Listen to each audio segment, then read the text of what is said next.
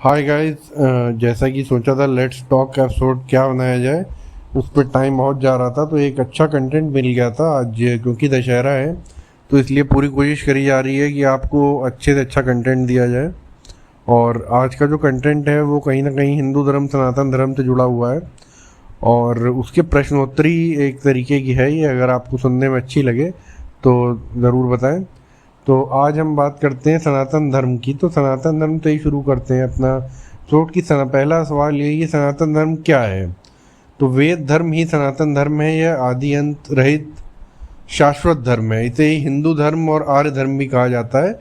वेद पुराण उपनिषद और रामायण आदि में जिस धर्म का वर्णन है वह सनातन धर्म है।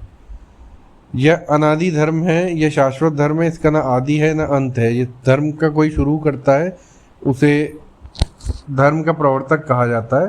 प्रवर्तक के पहले उस धर्म जिसे प्रवर्तक शुरू करता है का अस्तित्व नहीं रहता है, लेकिन सनातन धर्म सदा चलता ही रहता है, इसलिए इसका कोई प्रवर्तक नहीं है।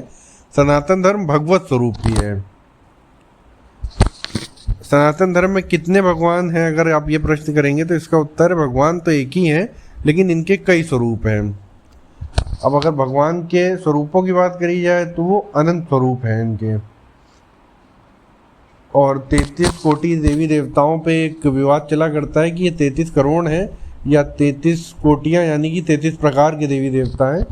और इसके अलावा माना यह जाता है कि भगवान एक ही हैं और रूप गुण और लीला की ज़रूरत होती है, उसके अनुसार भगवान एक नया रूप बना लेते हैं जिसे अवतार कहा जाता है। देवता और भगवान में क्या अंतर है, अगर आप ये प्रश्न करें तो देवता भगवान से ही उत्पन्न होते हैं। देवता श्रेष्ठ और भगवान सर्वश्रेष्ठ होते हैं। और भूत के विषय में सनातन धर्म के अनुसार ये माना जाता है कि भूत होते हैं, इन्हें उपदेवता समझना चाहिए। राक्षसों को भी उपदेवता कहा जाता है। बाकी साइंस तो भूतों के होने से इनकार करती है। और इसके साथ ही भगवान राम और श्री कृष्ण में पहले सबसे किसका अवतार हुआ था, तो इसमें एक थॉट तो ये कहता है कि पहले राम आए फिर कृष्ण आए। लेकिन अभी मेरे पास जो कंटेंट है जिसके सारे मैं देख पा रहा हूँ तो उसमें तो इन्होंने ये बता दिया है कि लाखों वर्ष का अंतर था, और जो कि सत्य बात है। और इसमें बड़े के विषय में भी लोग कहते हैं कि बड़े कौन थे, तो बड़े का तो कोई पैमाना नहीं होता है। भगवान में ये था कि जैसे कि कृष्ण जी के पास 16 कलाएं थीं और राम जी जो थे उसमें कलाओं में कुछ अंतर था। बाकी ऐसा नहीं है कि कोई बड़ा या छोटा कुछ होता है। और उसके अलावा किस सिद्धांत तथा तथ्य अथवा विचार को सही समझना चाहिए, तो वेद अनुमोदित सिद्धांत तथा तथ्य अथवा विचार मानने योग्य हैं। वेद पुराण उपनिषद श्री रामचरितमानस और गीता जी के सिद्धांत ही अनुसरणीय हैं। भक्त और अभक्त किसे कहते हैं, तो इसका जवाब ये है कि भक्त वो हो जाता है जो भगवान से जुड़कर रहता है, और अभक्त हो जाता है जो भगवान से जुड़कर नहीं रहता है। क्या भगवान भक्त और अभक्त में भेद करते हैं, तो भगवान समदर्शी हैं। भक्त और अभक्त दोनों भगवान के ही हैं। फिर भी भगवान जो है वो कहीं ना कहीं भक्त का पक्ष ले लेते हैं, और अभक्त क्योंकि जब वो मान ही नहीं रहा है कि वो है तो उसका पक्ष कैसे लेंगे। बाकी ये इस पर एक अलग से बहस छिड़ सकती है, तो इस टॉपिक पे हम नहीं ज़्यादा डीप पे उतरेंगे। अभी एक छोटा सा पॉडकास्ट रिकॉर्ड करना था तो करा जा रहा है, उसमें अच्छा कंटेंट मिला और दशहरा था इसलिए इसे बनाया जा रहा है। अच्छा, भगवान से जुड़ने का मार्ग क्या है, तो भगवान से जुड़ने का मार्ग जो है वो सीधा सीधा यही है कि भक्ति मार्ग को सबसे अच्छा मार्ग माना गया भगवान से जुड़ने का। और भगवान कल्कि के अवतार के बारे में लोग कहते हैं कि कितना समय है, कब आएंगे, तो अभी ये माना जा रहा है कि उनके आने में भी बहुत समय है। अभी कहीं ना कहीं कलयुग ने अपना चरण नहीं रखा है, तो इसमें अभी काफ़ी समय लग जाएगा कि कब कल्कि अवतार होगा। बाकी इसके विषय में अच्छी जानकारी आपको उपलब्ध हो जाएगी कहीं ना कहीं से, अगर आप नेट पे सर्च करेंगे तो आजकल आपको इतने सारे पावरफुल टूल मिले हुए हैं जो आपको ये भी बता देंगे, क्योंकि हमारे वेदों में पुराणों में सब ये चीज़ वर्णित है कि कब उनका जन्म होगा और क्या कैसे आगे चीज़ें होंगी। और इसके बाद हम बात कर लेते हैं कि क्या भाग्य बदल सकता है, तो भगवान की कृपा से भाग्य भी बदल जाता है।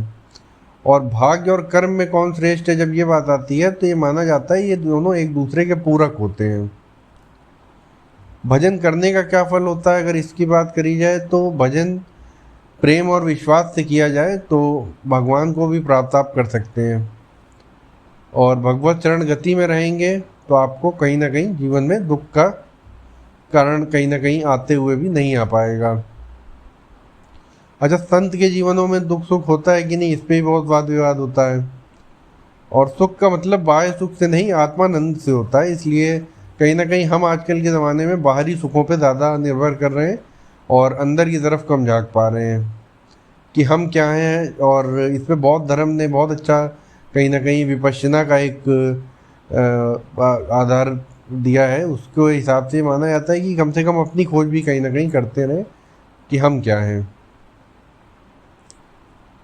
अच्छा, संसार में लोग दुखी क्यों रहते हैं, तो इसका कारण ये बताया जाता है कि सबके पास कहीं ना कुछ कमियां रही जाती हैं।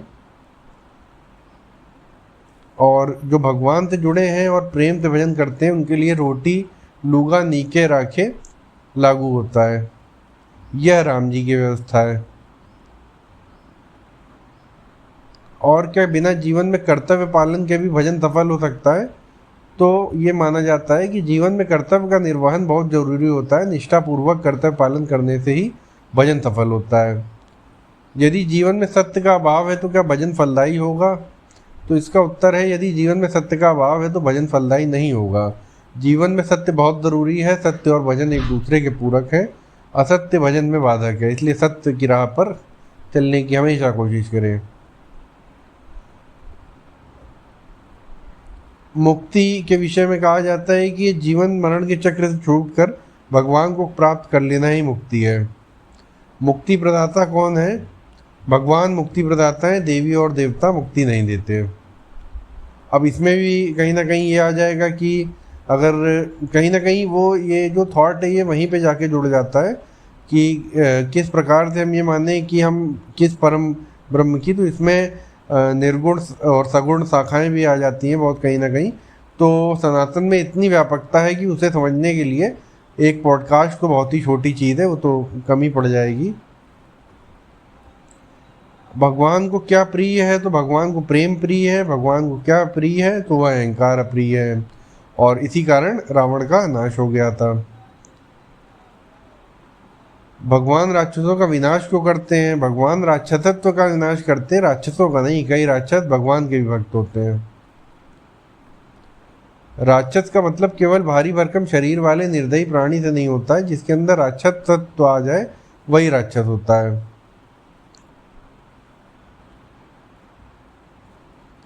राक्षसत्व के विषय में भी देखिए कितना अच्छा बखान किया गया है। माता पिता और भगवान को ना मानना और साधु संतों का निरादर करना तथा दूसरे के धन और स्त्री आदि पर नजर रखना ही राक्षसत्व है। वर्णाश्रम धर्म किसकी देन है? ग्रंथों के अनुसार वर्णाश्रम धर्म भगवान की देन है। उदाहरण के लिए गीता में भगवान कहते हैं कि वर्णाश्रम धर्म मैंने ही बनाया है। अब अगर इसमें किसी को डिबेट करनी हो तो ये कह देगा कि वर्ण और जाति और बहुत सारी चीज़ें जो हैं वो किस हिसाब से बनाई गई थी। तो इस पर एक बहुत अच्छी पिक्चर आई थी जिसमें अंत में एक बहुत अच्छा वाक्य कहा गया था कि कर्म आधारित है जो वर्ण व्यवस्था है। वो कहीं ना कहीं इसमें एक बार एक बहुत अच्छा स्टेटमेंट जो जातियों को विभाजित करने पे हुआ था, वो सुधांशु त्रिवेदी जी जो हैं भाजपा के, उन्होंने कहा था कि भाई ये सब कहीं ना कहीं मैकाले की देन है। जब अंग्रेज आए हैं भारत में तब उन्होंने इस प्रकार का वर्ण व्यवस्था में कहीं ना कहीं कास्ट सिस्टम को अप डाउन करके कैटेगराइज करने की कोशिश करी थी पहली बार। नहीं तो ये ऐसा कहीं कैटेगराइजेशन हिंदू धर्म में है ही नहीं। और कलयुग में माना जाता है कि वर्णाश्रम क्षीण हो जाएगा और समाप्ति हो जाएगा। और सनातन धर्म में 4 आश्रम भी होते हैं, ब्रह्मचर्य, गृहस्थ, वानप्रस्थ और संन्यास। अब आजकल के ज़माने में तो आप देख रहे होंगे कि लोग संन्यास बहुत जल्दी ले रहे हैं। बच्चे भी आजकल कहीं ना कहीं साधु सन्यासी ऋषि मुनि बनने की तरफ अग्रसर हो गए हैं। तो इस पर भी आपको कहीं ना कहीं बहुत कुछ देखने को मिल जाएगा। आश्रम धर्म भी धीरे धीरे क्षीण होकर लगभग समाप्त हो जाएगा कलयुग में, ऐसा माना जाता है। और भगवान को प्राप्त करने के लिए संन्यास लेना भी ज़रूरी नहीं है, ये भी एक बहुत बड़ी चीज़ है। इस पे भी कहीं ना कहीं आपको ध्यान देना चाहिए। लोग नहीं कहते सन्यासी हो जाए, साधु हो जाए, तो ऐसा भी कोई ज़रूरी नहीं है। गृहस्थ को भगवान जल्दी मिल जाते हैं, बशर्ते गृहस्थाश्रम में रहकर भगवान से जुड़कर रहा जाए और उनसे प्रेम किया जाए। धर्म की कोई परिभाषा नहीं, इसके कई स्वरूप हैं।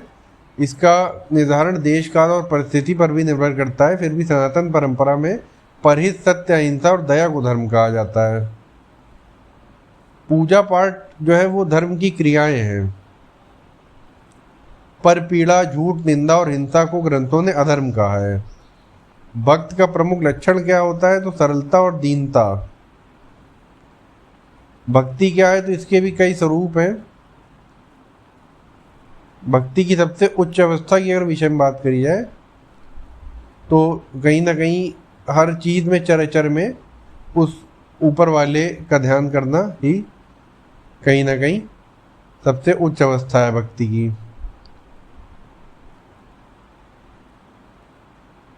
इसके अलावा जो और हमारे पास प्रश्न है आपके लिए वो ये हैं, आसान आसान से है। कहीं ना कहीं जीवन में सरलता बहुत ज़रूरी होती है। मनुष्य जीवन की सबसे बड़ी उपलब्धि क्या है? इस पे भी इन्होंने कुछ लिखा हुआ है कि कहीं ना कहीं भगवान से जुड़े रहना ही मनुष्य जीवन की सबसे बड़ी उपलब्धि है। और राम को ही शब्द ब्रह्म कहा जाता है, स्कंद पुराण में ऐसा वर्णित है। सनातन धर्म में भगवान राम को ही तारक ब्रह्म कहा गया है।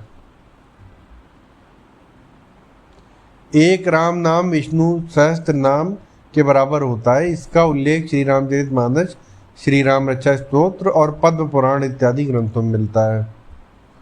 भगवान श्री राम का वर्णन वेद, उपनिषद, पुराण संहिता, रामायण, महाभारत और श्री रामचरितमानस इत्यादि सदग्रंथों में मिलते हैं।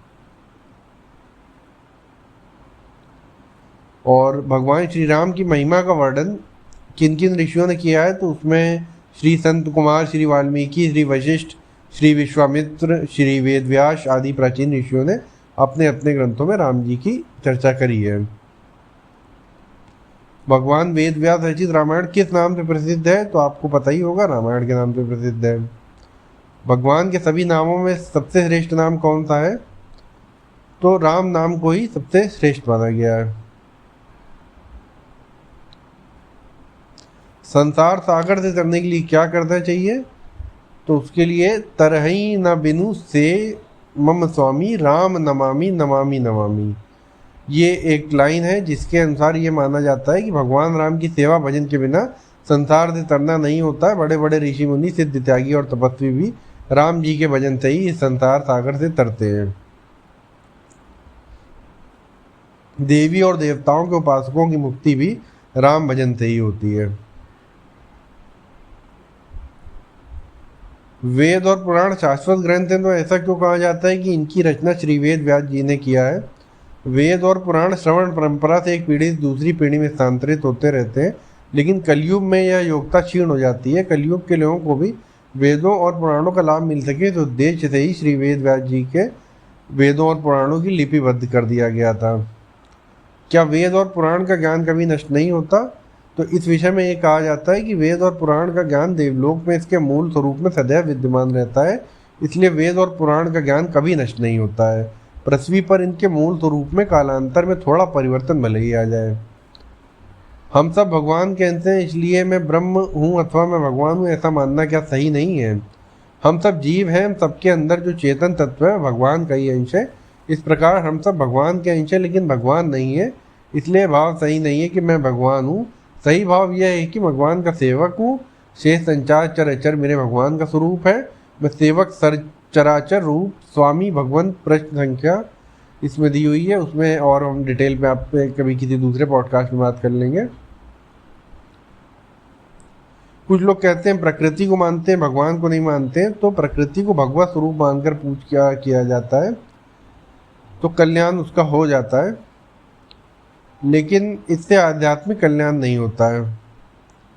क्योंकि प्रकृति भगवान की आदि पत्नी है। अब किसी पतिव्रता पत्नी को तो माना जाए, लेकिन उसके पति को न माना जाए तो कल्याण कैसे होगा। भगवान को आदिग्रस्त क्यों कहा जाता है? भगवान आदिग्रस्त हैं क्योंकि प्रकृति भगवान की आदि पत्नी है। ग्रंथों में भगवान राम को आदिग्रस्त कहकर स्तुति की गई है।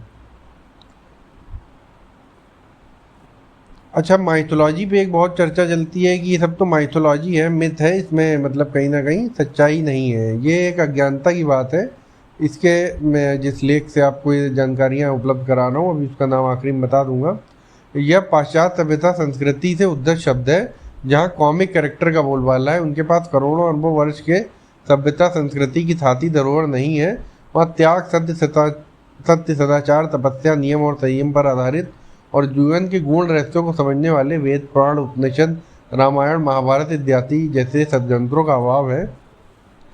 इसलिए उन लोगों को राजा हरिश्चंद्र, राजा शिवी, राजा रघु और महर्षि दधीच इत्यादि जैसे हमारे पूर्वज उनकी सोच के अनुरूप कॉमिक कैरेक्टर ही लगते हैं, और अज्ञानियों ने उनके माइथोलॉजी को यहाँ के ग्रंथों पर भी थोप दिया है।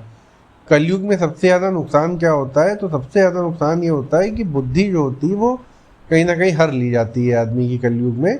रामदास कलिकाल में मति सबकी गैरूट, ठूठे को समझत हरा, हरे पेड़ को ठूट। तो ये एक कहीं ना कहीं दोहा है जिससे कि आप इसको समझ सकते हैं कि हरे को लोग ठूठ समझते हैं और ठूठ को हरा समझने लगते हैं। ये कलयुग में सबसे ज़्यादा नुकसानदायक हो जाता है। कलयुग का सबसे बड़ा लाभ क्या है? अगर इस विषय में चर्चा की जाए तो यह है कि जो युगों में तपस्या, यज्ञ, पूजा आदि से मिलता था वो कलयुग में केवल राम नाम से ही मिल जाता है। इसीलिए हरि का नाम और राम भजन करते रहें।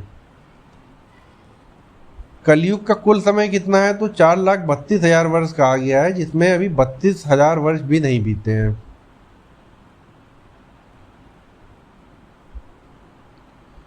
इसका अनुमान अगर आपको लगाना हो कि कलयुग कैसे बढ़ रहा है, तो गौ, गंगा, गोविंद और गायत्री का अनादर होने लगे, सदग्रंथों को माइथोलॉजी समझने वाले बढ़ने लगे, माता पिता साधु संत का अनादर होने लगे, स्त्रियां आभूषण और वस्त्र से क्षीण होने लगे, और कम आयु में बाल सफ़ेद होने लगे, छल कपट और झूठ बढ़ने लगे, तो समझना चाहिए कि कलयुग बढ़ रहा है। कलयुग में लोगों की आयु 100 वर्ष कही गई है, जो कलयुग बढ़ने के साथ साथ घटती रहती है। धीरे धीरे 50 वर्ष और अंततः मात्र 20 वर्ष ही रह जाएगी। कलयुग बढ़ने पर सनातन संस्कार धीरे धीरे क्षीण होते जाएंगे। धीरे धीरे लोग विवाह आदि से विमुख हो जाएंगे। भवसागर नाम का कोई भौतिक सागर नहीं है। इस संसार को ही भवसागर कहा जाता है और जन्म मरण से छूटने को भवसागर से पार होना कहा जाता है। सनातन धर्म में बात करते हैं चतुर्युगी का क्या अर्थ होता है? तो 4 युगों से बना हुआ है ये कहीं ना कहीं, और इसमें जो कलयुग है वो अभी कहीं ना कहीं चल रहा है। अच्छा, सनातन धर्म में एक कल्प का क्या मतलब होता है? तो 1000 चतुर्युगी को एक कल्प कहते हैं।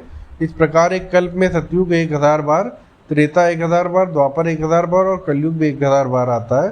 कलयुग के कुल समय का 10,000 गुना करने पर एक कल्प में कुल वर्षों की संख्या प्राप्त होती है। भगवान राम का अवतार एक कल्प में एक ही बार होता है। इसके अलावा सत्य ये नहीं है कि हठधर्मिता है। भगवान श्री राम अकल भी हैं और सकल भी हैं। भगवान राम कलानिधान है। संत कुमार संहिता, विनय पत्रिका इत्यादि ग्रंथों में इस तथ्य का वर्णन है। अध्यात्म रामायण और स्कंद पुराण को भी देखना चाहिए, उससे और अच्छी जानकारी आपको मिल जाएगी। और सनातन धर्म समाप्त प्राणी मात्र का एक देश और काल की सीमा से परे धर्म है, और इसके सिद्धांतों को मानने से ही मानवता का तथा संसार के सभी प्राणियों का तथा इस ब्रह्मांड का कल्याण हो सकता है। जल, पर्वत, जंगल, पेड़ पौधों, वायु, धरा आदि का आदर और इनका संरक्षण सनातन धर्म सिखाता है। हर प्राणी और कण कण में भगवान के होने की बात सनातन धर्म करता है। पर धन को विष के समान, पर स्त्री को माता के समान, माता पिता और गुरु को भगवान के समान, परहित को धर्म तथा पर पीड़ा को अधर्म बताने और कृतज्ञता सिखाने वाला धर्म सबका धर्म है। इसके मूल सिद्धांतों को न मानने से ही देश समाज में जल संकट, शुद्ध वायु संकट, धरती के अस्तित्व पर संकट, हत्या, लूट, घूस इत्यादि दिन बढ़ रहे हैं और समस्त मानव जाति और प्राणी मात्र पर संकट खड़ा हो गया है। भारत भूमि को श्रेष्ठ इसमें माना गया है सनातन धर्म में कहीं ना कहीं।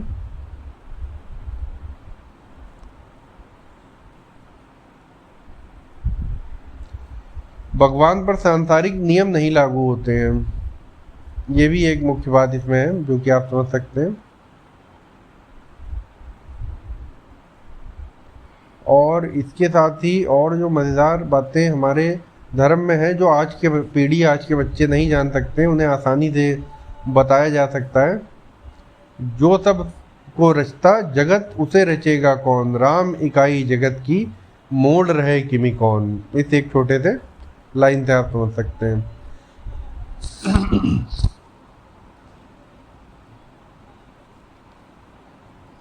जीवन में नियम और संयम की जरूरत क्यों है? बुरे संस्कार अच्छे संस्कारों को, बुरे विचार अच्छे विचारों को, बुरे कर्म अच्छे कर्म को दबाना चाहते हैं। बुराइयां हमारे ऊपर हावी होती हैं और हमें नियम संयम रख के ही इस पे काबू करना होता है।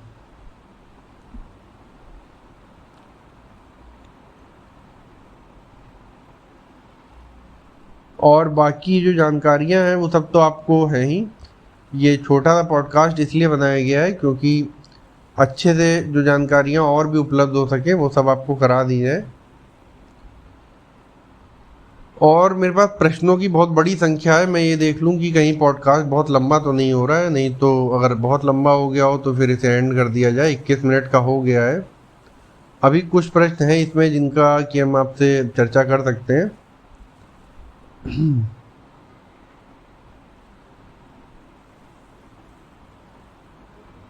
अच्छा, भक्ति और भगवान को लेकर ग्रंथों और संतों के अनेकानेक मत, ऐसे में क्या करना चाहिए?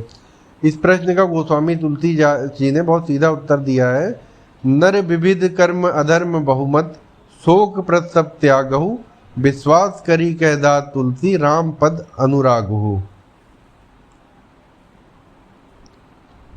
और जिसके मन में राम से भावना दृढ़ हो गई वो भवसागर से कहीं ना कहीं मुक्ति पा जाता है। और भगवान की सत्ता को समझना एक नॉर्मल इंसान के बस की बात नहीं है। कहीं ना कहीं ये भी माना जाता है कि भगवान जिस डायमेंशन में है वो आज तक उसकी खोज ही नहीं कर पाए हैं।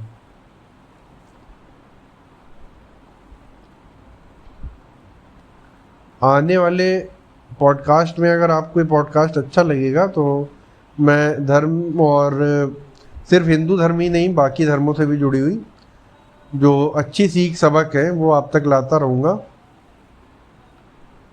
अच्छा, मानव का मतलब आप जान लीजिए। मानो अर्थात जो माने वह मानव है, इसीलिए मानव शब्द ये आया है।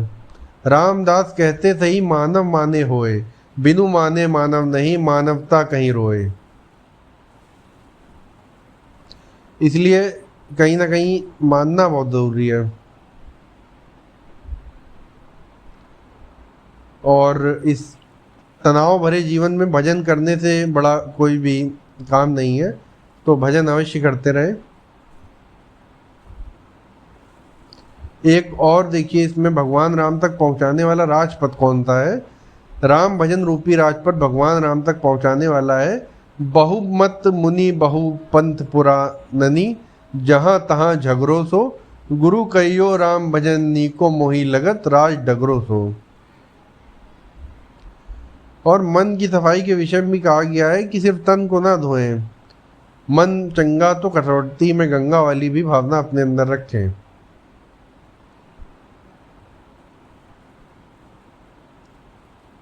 विचारों को भी अपने कहीं ना कहीं शुद्ध पवित्र करते रहें। और अपराध पे भी बहुत कुछ कहा गया है धर्म में, सनातन धर्म में खास तौर पे। और इसी के साथ ये पॉडकास्ट को हम लोग समाप्त करने की तरफ आ गए हैं। अगर अच्छा लगे तो लाइक शेयर सब्सक्राइब कर दें, अगर ना लगे तो बताएं और क्या अच्छा किया जा सकता है। जल्दी ही अगले पॉडकास्ट में मुलाकात होगी, तब तक के लिए शुक्रिया। जय श्री राम।